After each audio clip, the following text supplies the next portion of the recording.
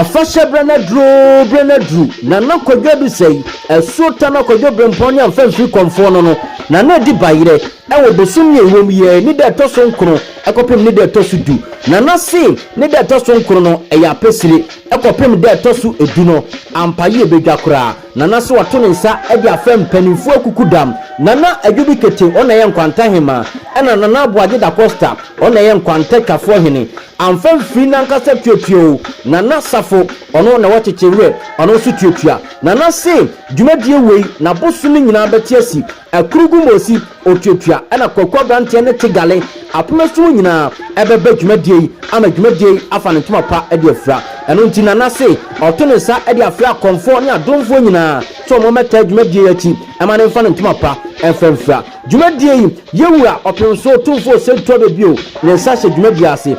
na sumankwa hene ono so nsa ehye dwumadie ase ekoso bosum ye wom ye ni da to so nkono ekopim ni da to so du sa bre no na dwumadie no ehye so ekoso na broda ni fie hono mu a na ekoso Asonomaso Nkwanta enti se wa ma dwumadie bia wa ye ho evitia no pa no nsia kopim na nwumre so de na dwumadie no ehye so Amfanfri afa hye de ye nyina ye nko boye ni akonhoma na ye doje refa ho de beba ama na ye nkoso